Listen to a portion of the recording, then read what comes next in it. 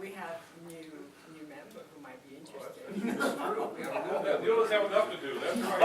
And we have an existing member who hasn't held a position, he might be Well, we interested. might be climbing up those golden stairs, that's right. So, Where's your sign? Well, you just hold it over, Madam Chairman, to next meeting. okay. But I'm gonna make a note here. We don't have Ted here either, or not? He was sent information, the same packet you got. It's too nice out, they're all probably outside.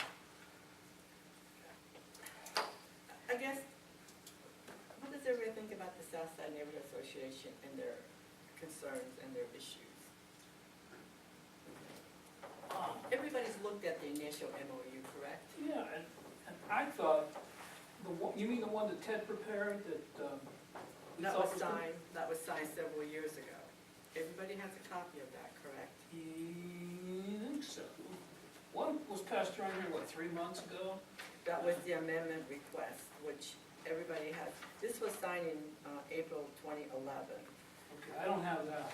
Okay, I will scan and email it to you. But I do recall some of the discussion and what was on that event when we were amending and that sort of thing. And I really thought we went pretty far on that. In fact, I had problems with, wasn't that the one that said they could ask up to $5,000 or something like that for the whole purpose for? They would like the developer to be able to move them and find them a new location. Well, we agreed to that, kind of. I don't know if we finally agreed to that, but we kind of agreed to that in principle when we were talking, and I really think we went far enough on that. That's quite a guarantee. In fact, it's an impediment to development, and we all know it. Were they here last time? Thank you. I think they were at the city council meeting, correct? Yes. Were they at when we discussed that, Neil? Pardon me? Were they here when we discussed that? I don't really remember. It's, yes, they were. They were here 3 They were meetings here, ago when you yes. prepared a draft for the amendment, when Ted prepared. I have not heard back from anybody from the Southside Neighborhood Association as far as whether they're agreeable, whether they're not agreeable. The only thing is what I read in the paper. Perhaps you want to ask Eric if he's had any more discussion since that that council meeting. Did they talk to you anymore about their concerns? Not since the last council meeting. I think some of the concern still goes back to, and I don't know if how much research they've done on this, but it goes back to just what type of legal entity they are, and because of that, what types of responsibilities they can and can't assume with any amount of certainty. Are they a nonprofit? Are they a 501c3? Well, I'm not I haven't seen any the legal documents in terms of how they're organized, so I can't say one way or the other. I'm assuming there's some type of nonprofit entity. I'm not so sure, Eric. I think they've been talking about becoming a 501c3. I believe that's out there. They're discussing it, but I don't think they actually got their 501c3 stuff. Well, really, all you do is apply. And I don't know if they actually went through that or not. It's not that hard to do, to make the application. I think the hesitancy could be the officers for the nonprofit, because then they become responsible. Because Eric, when you and I met with the association, we even suggested creating a real estate holding entity just for that purpose. And they didn't want to do that because, for one, they will be responsible once it's created. So it's not like easily dissolved. Once that's done, it's going to be continuing. What I'm getting is that they want this their way or no way. They can't have it both ways, unfortunately. And I'm still going to go back to, they signed the initial MOU in 2011. It clearly states four items. What could happen if we happen to sell that entire block. And what would happen? I don't recall that. It would, they have 6 months to move their, here's an extra copy. 6 months to move their equipment. And that would have to be moved to an area that's a low moderate area because that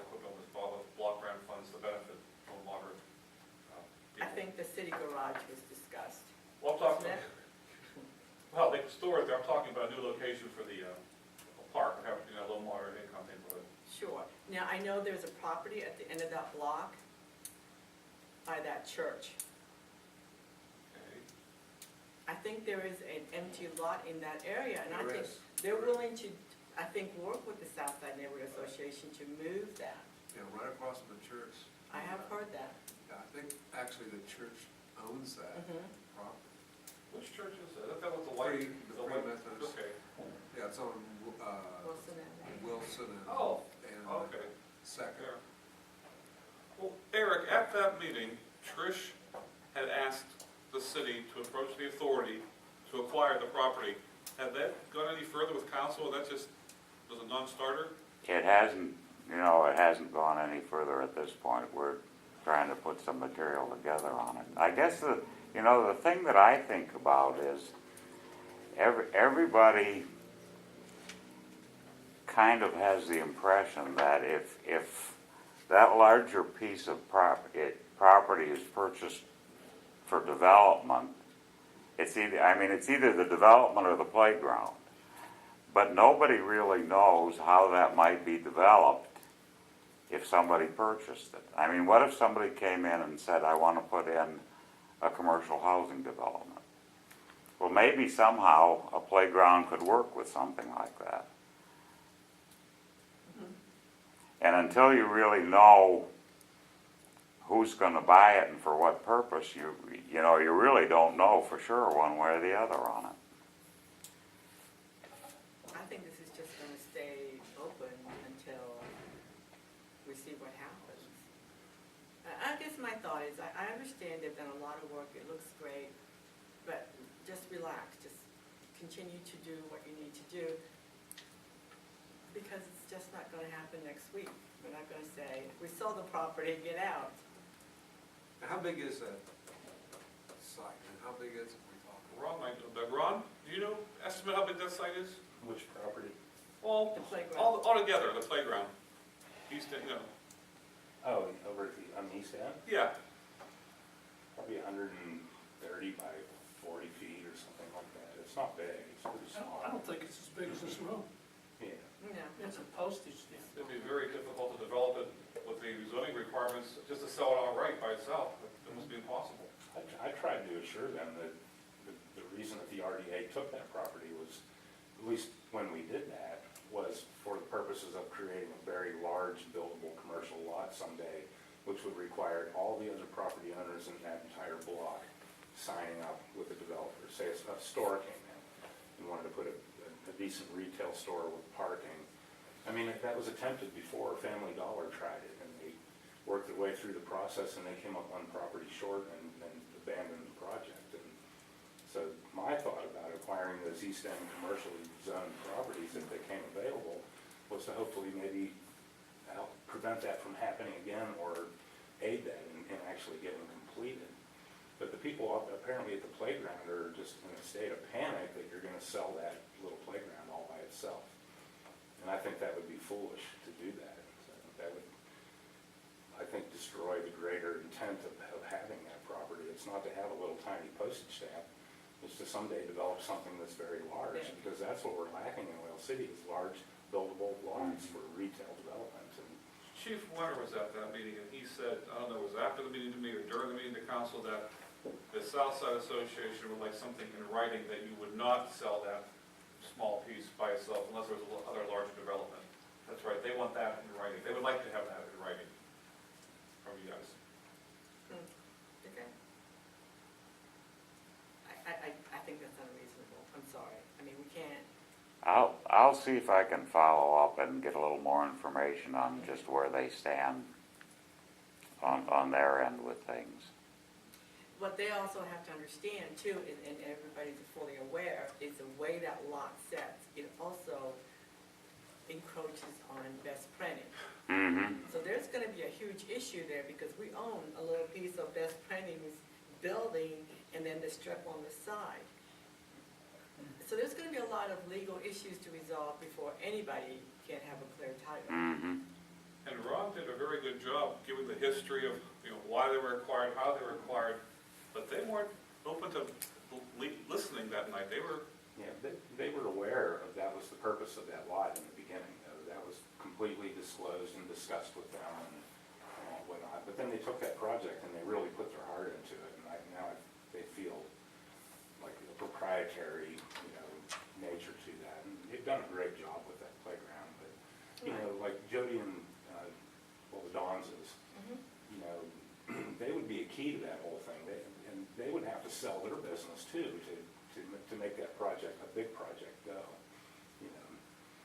Like way back, I look at that upper side of East Second Street, and there's potential there, but if we're gonna have a retail center in Oil City, or get new retail in Oil City, I would think it would end up there, because the traffic is already there, the terrain is good, the zoning is right, and all that. And so, I encourage the RDA at that point to look towards acquiring properties, and if they came up in the repository or something like that, So we also own a little one behind the tavern over there, the Margaret Tavern, and he wanted to buy it for like a couple $100, and we turned him down. At that point, he had no plans for expanding his business. He just wanted to buy it. He thought it would be a good deal, but there again, that would hinder that effort of someday creating a large buildable lot. That's why we don't have the hardware store today, because we don't have that lot for it. And I wish we did. So we'll just let this kind of go. Okay. We're at a stalemate. I suggested, and I think Chief Leonard did too, that just some wording that it would be only sold if it was part of a large commercial development. Because if you sell it off piecemeal to raise a couple bucks, you've defeated the purpose of the bigger goal, in my mind. But I'm not on board anymore. So. I'll look at Ted's revision again. I think we do kind of address that part. So I think everybody has a draft of what Ted amended. So I think we kind of try to include that in the new amendment. So let me get this straight. They want a new amendment. Right. This one that was signed April 4th, 2011. They're not happy with it. Is that correct? Although So Ted did the revision, and everybody has a copy to review. And we added some things, I think. There were some additions. And honestly, Leah has not called me to discuss or go over anything. So I thought we were okay, and then it hits the paper. I mean, yeah, I guess I could be a little offended by that, what happened to you talking about this instead of going right to the newspaper? No offense, Judy. But, it's okay, but let's not play this game. Let's be upfront about it and tell me where you're coming from. And Leah knows exactly where I'm coming from. I mean, her and I have had a discussion, and she knows where I stand on this. And like I said, there's board members. We all have to consider what is good for the city. And their focus is on a playground. I understand that. But our focus is on a bigger projects. So I think we're at a stalemate. Well, after the meeting, I asked Trish why she brought this to council. This is a redevelopment issue, and she thought that the council had oversight over you and could change things, and they could tell you to sell the property. So that was a misunderstanding on her part, that the council was over this board and not told their independent body of authority need to come here. Okay, we'll see. Let's jump on to the treasurer's report. Judy? We have no bills. Nothing's come in. Last 2 months, no bills. That's good. Judy was going to find out how much money we had left, if any, from the Project Kings on that little parklet over there. But she did not hear. Okay, And that's fine. did we ever get a firm number? Did Judy and Michelle ever get a firm number of what the authority, the borrowing to finish the demolition of the Brody Block? Was it around 22,000, Eric? I don't have the exact number, but I know they met and came to a dollars and cents agreement on what the number was.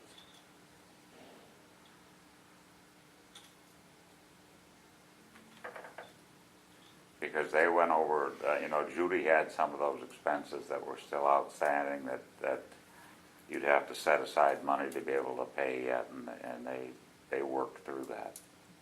Do we owe any money on the Kings? I don't think we owe anything, but Judy was gonna look and see if there's any money left over. Yeah. If there's a couple thousand or a couple hundred, she wasn't sure. But she was gonna get together with, to make sure with Mike Fedoruk and make sure all the, everything that was supposed to be paid was paid. There were no more outstanding bills. And here's the bottom line as far as the grant money, what we have left over. But she couldn't make it today. Well, that's fine. We have to keep balance the grant money if we don't use it. Yeah, what do we do with leftover funds from that grant? Do they go back to them? Do you just keep it in the authority treasury, or? Oh, for what, grant? For the, we had grant money for the park over there. Oh, Main no, Street. That's our authorities? Okay. And there's no audit required or anything like that?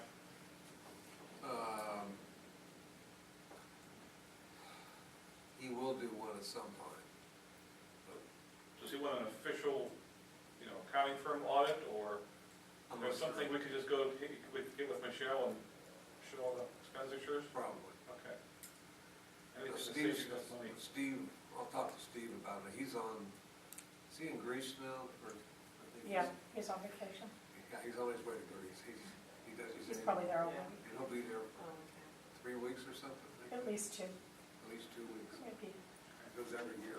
Well, he's going for what, how many years has he gone to Greece? 16, 20, I don't know. A lot, every year. I'd like to throw something out there. I think we really haven't discussed or looked at our next project. I mean, if anybody has in mind as to what project we want to tackle. I have a project in mind that, this is a huge discussion amongst everybody. And I don't know where we stand on this. It's the Chrome Climber Square. Has it been acquired? Right, Mike Thomas? No. Wasn't there an agreement? Wasn't there? I understand that is not going to happen.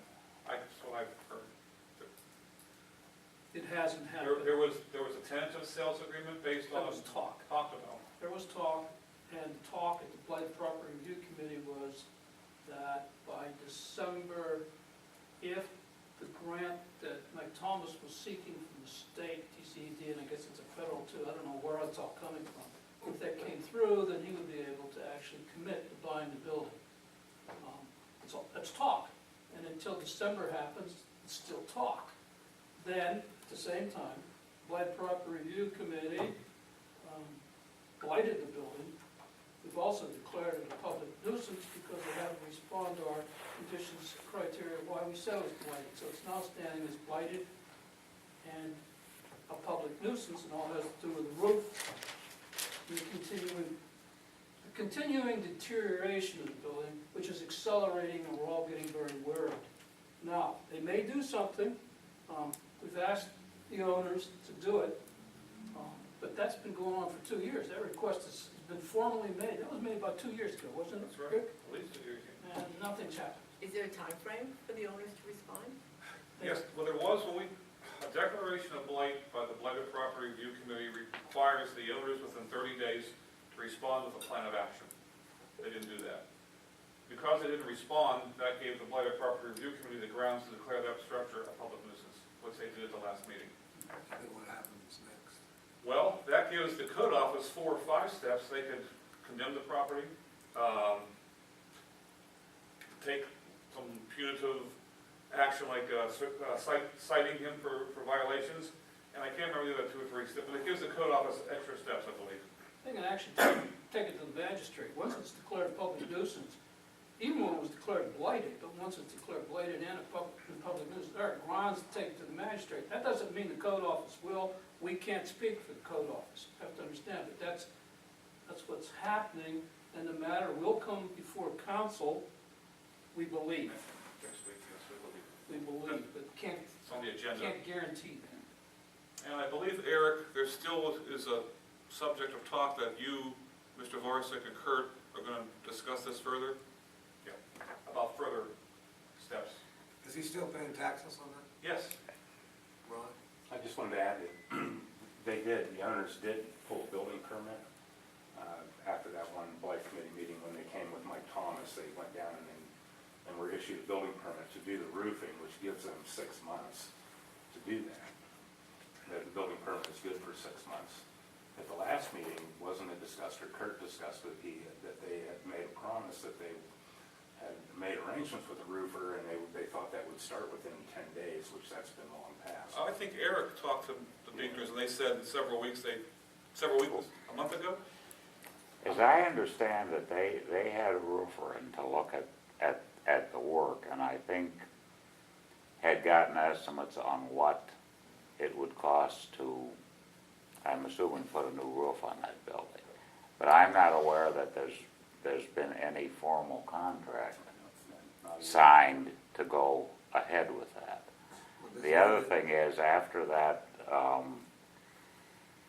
meeting several months, I guess it's been several months ago, when Mr. Beekner and Mr. Thomas were here, I talked to them.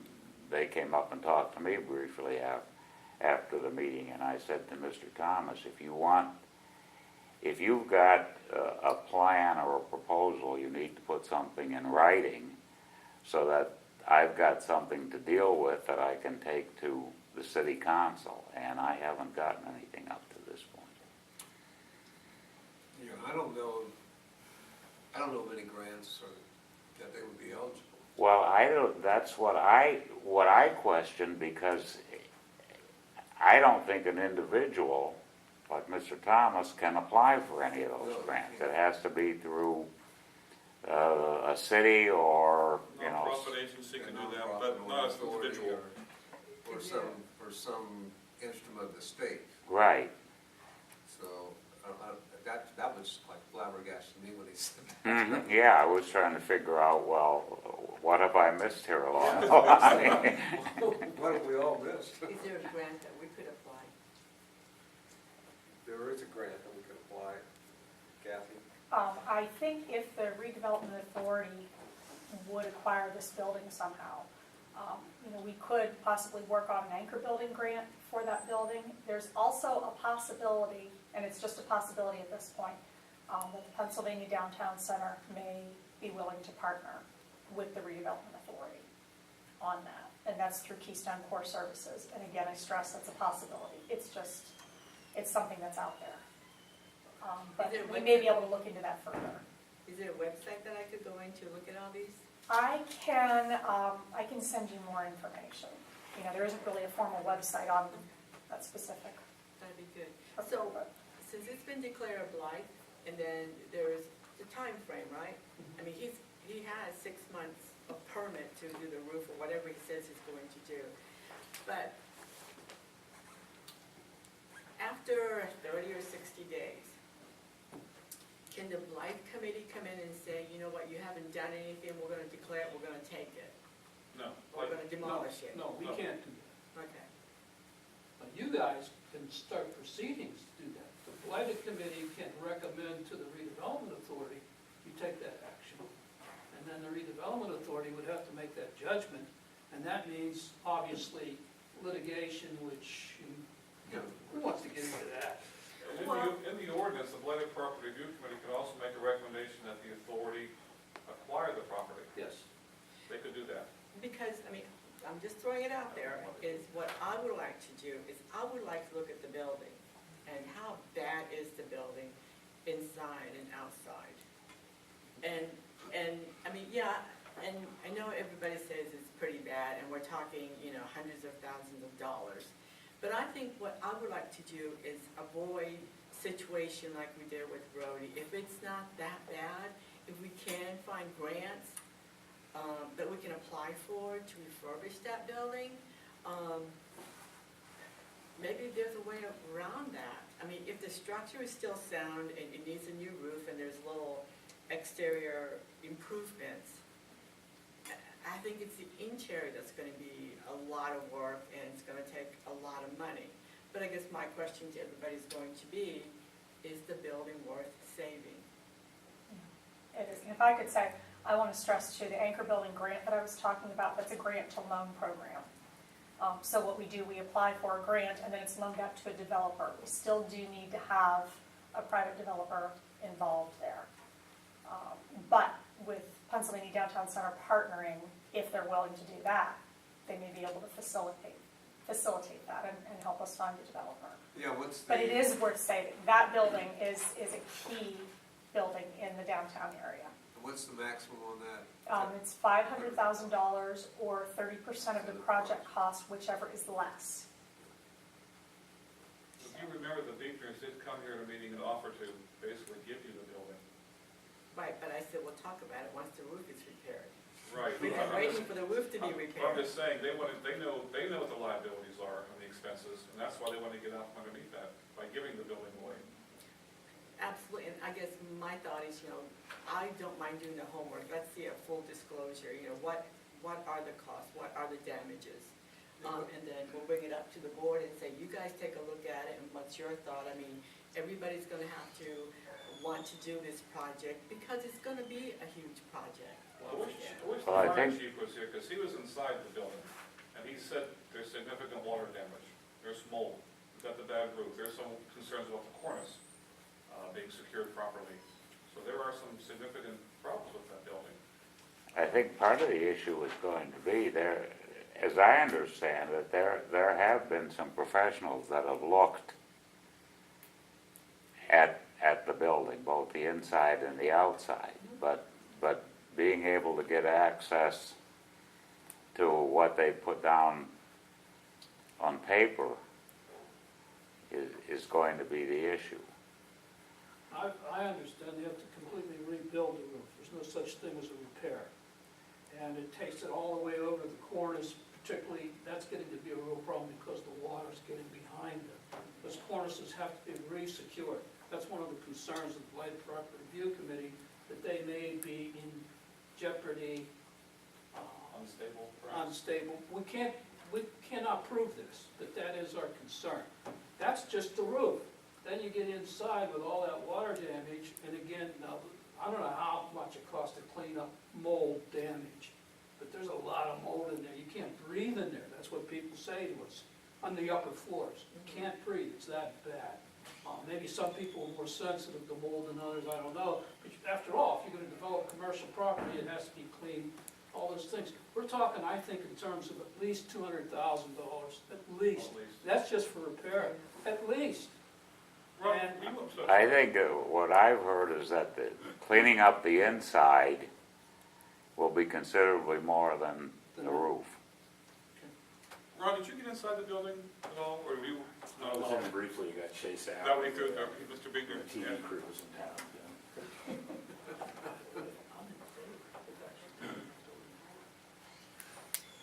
I just want to throw it out there. I want the board to look at the building, if we can't get into it, if we need to get masks and go in the building, and, because we need to go in with our eyes open and what we're getting into. I mean, it's been and everybody knows, I would like to refurbish that building. My vision is, putting like a mini restaurant in the first floor. Second floor could be an office, or a mini office building, or mini stores. Third, fourth, fifth building could be apartments. I mean, the fifth floor would be great apartments. It's Is gonna, that a historic, is that on a historic register or not? It is not individually listed, but it is eligible to be listed. And that's one of the criteria for the anchor building grant program, is that it has to either already be listed or eligible, and it is because of its age. So it's eligible. so It was think built about it. in. I think it'd be a fun project. Just without a formal vote, I personally think it's a very appropriate project for us to pursue. Oh, yeah. And I don't know who else is gonna do it if we don't. Other than the owners themselves, and I don't think they're inclined to do it. Now, what was, that building was built when? I want to say it's 1902? No, 1920. Oh, 26, you're right. 26. I'm mixing them up. Yeah, 26. The original, That's where the Oil City Oil Exchange was, which is a huge historical site in itself. and then it became, The Second National Bank. that Second National? Oil or City Oil National. City National Oil Bank. City National. Oil City National, And City then National. Mellon had their headquarters here. yeah. It was actually Second National for a while. Was it? So anyways, that's my thought. I would like to take on another project, because we have been sort of quiet. I know this is a huge task, but, you know, let's just fall back to the Brody block. That was a huge task, and, you know, we,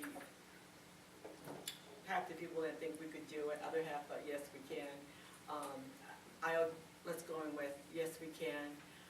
You know, I'll let Judy and John, and John fully is aware of what my thoughts are on that building. I agree.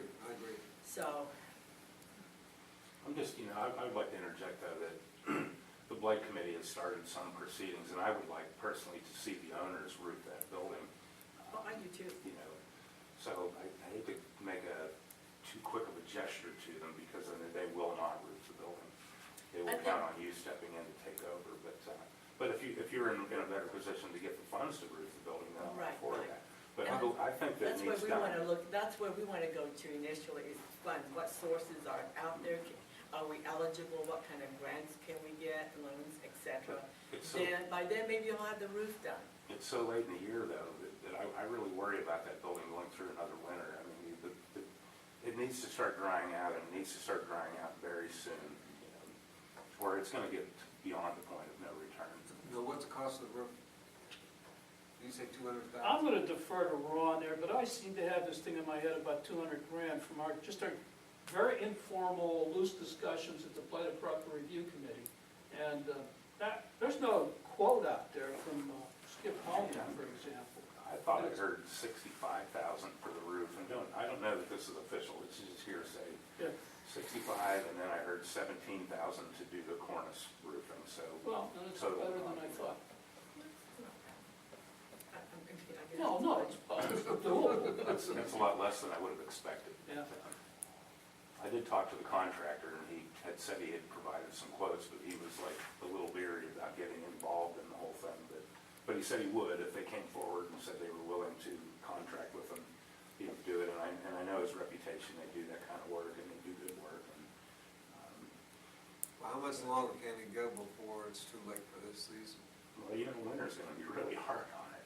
And yeah, I think that work would have to be done by mid-December, I would think, before it gets real iffy, because, you have to expose parts of it, strip all the old insulation out, lay new insulation, and it's, you get a big snowstorm in there, you can really get caught in a bad spot in the process of replacing a roof like that, where you can't get the snow off. Well, not only that, but the longer you let the roof grow, the more the mold problem expands. Exactly. That's what I mean, it needs to start drying out. But Yeah. the mold's not gonna quit growing until it starts to dry out, so. So, Ron, since we're looking, we will do, Kathy and I will get together and we'll look at different grants and things like that. I guess if it happens that we can move forward with this project, can we count on your help like you did with the Certainly, I'd love to see that building saved, I Because think it looks spectacular now, especially now, it's beautiful. And Yeah. I'd be willing to go ahead and talk to the contractor that they were speaking with and see if he would share those figures with me, but, Okay, we're at the exploratory stage, I think, we're exploring different avenues, funding source and things like that. But I see that as our next project. And, let's not let Ignor's off the hook, he has things that he needs to do. Because I think it could have been prevented, all this roof damage. I think if it had been kept up, just like our own homes, we keep up with our homes, we know that. Same thing with the building. If you own a building, I think it needs to be kept up. So think about it, and I'm gonna rely on you for your other grant sources. You're good at that. I get together with Kathy, so, Right. okay. Since no one's coming, why don't we, is he gonna be here? Yeah, it's 22. Dave cannot be here until 1:30, meeting until 1:30, past 1:30, I know. 5 more minutes. I didn't talk to him, my secretary. Is there any other discussions that we want to talk about? No, how about the parking garage, where's that going? Still there. Well, it looks like, we've got a good possibility to get a third parcel back. That's 3 of the 5 that are owned by other entities on that. Northwest is gonna shut down when Northwest Bank, are they gonna be out there? Soon, I think, isn't it? Well, that's what we're working with now, and I would think if we can put that together, then that would give some impetus to working something out with citizens, and then that just leaves the one corner that the gentleman bought for investment purposes. That's probably gonna be the hardest nut to crack. Is that where the post office Yes, is? Yep. Mr. Rosenberger, Bill. Have you been in touch with anybody from Citizens? Not at this point. Bob's starting to work with Northwest at this point. Because I contacted Chris Way, and he was supposed to contact their property people and see what their thoughts are. Hmm. So if I hear back from him, Okay, yeah. I'm sure. Do they actually own a space there, or what's? They actually, the city sold it. Sold off, It's a little spot where their ATM sits. 5 pieces of that property, rather than a long-term lease. Amazing. And that's what makes it harder to get it back. Do we have an estimate of what it's gonna cost to actually tear that down, is there any? Not at this point. I think the main emphasis is to resecure all the property, and then I think it's probably gonna take, I'm guessing it's probably gonna take something that shows some type of job creation, where you can maybe parlay that into some type of federal or state money to actually take it down and put something back. If we could partner that with a gentleman who's interested in the hardware store, that if he was down, he would then relocate or put a business in with X number of jobs, perhaps we'd have a better chance at a grant. Well, it'll be interesting to see what we've got this one firm that's looking at what our options are as in terms of some federal and state grant programs. So it'll be interesting to see what they might come back with that talks about that particular parcel.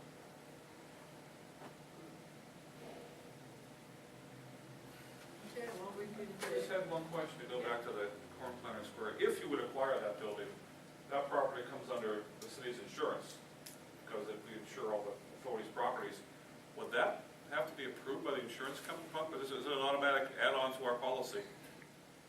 Well, the issue, I don't know if there'll be an issue with that mold. That's a good question that would have to be asked. Well, it did, the Brody property did kind of roll into the city's insurance, and I don't recall any major discussions then, but, except they insisted that we did not take anybody in there. Right, but if we have to demolish that, this is not, Yeah. you're not going to get funds to donate it this time, not for that property and its history. So at this time, we're just exploring about the Corn Planter Square. There is no commitment. I mean, we're looking for a next project. We're interested. And honestly, I'm not paying for that building. They should pay you. That's right, that's right. We should give you half of the roofing money at least. Entire roof, come on, we're not paying. I move we adjourn. Do I hear a second? Second. All in favor, say aye. All right, thank you, everybody. That means he can't read. It's a little longer. He's already started. We're working on it. He has to, right? You mean in terms of roof? You must be getting better. The cast is gone. I mean, the swing is gone. Well, yeah, I've gotten to the point where I can type with all 10 fingers now. For a while, it was just like that, and then it was like this. I've got about a week to go with it. Okay. By this time next week, I'm hoping it will be gone, and we'll just be dealing with a stiff wrist. Again, I feel really lucky with that. Mm. You know, get thrown from a bike moving that fast, basically walk away from it. Yeah. Is just nothing short of a small miracle. I've kept every bit of clothing that I can find from that, as an example. Something to remember, you know. I've sort of become a poster child of riding for years. I've had probably riding hands. I've had a lot of fun with it. It was like any other machine, you can run the odds. Yeah. Something that catches up with you. Yeah, it can happen with anything. Split second of hesitation is all it takes. And when I used to volunteer. Well, we'll see. But yes, that should be gone.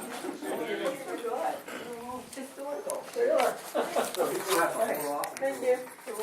Kay, do you have a minute where you could answer a couple of questions about the things that you were discussing this afternoon? Sure. Okay. I'm just gonna do this one hand. Oh, yeah, what happened? Oh, that's my motorcycle accident. At any rate, what I wanted to ask you about was regarding the playground situation. The word stalemate came up, and that's kind of where it's at the moment. Is there any room for negotiation at all? Is there any room for discussion there? Oh, absolutely, absolutely. How might that be approached? I guess it's up to the Southside Neighborhood Association to, come to a meeting or approach us, because there is a revised MOU out there, so, yeah. And then with Corn Planter Square, that sounds like it would be a really nice project. As Ron mentioned, it's a beautiful building as it is right now from the outside. Why is that such an important project to you? Because it's part of the city. And like everybody agrees, it's a building worth saving. So, let's look at it before it gets really bad. Excellent. So, but, Thank you very much. You're welcome. Yeah. Okay. Why wait another 30 days?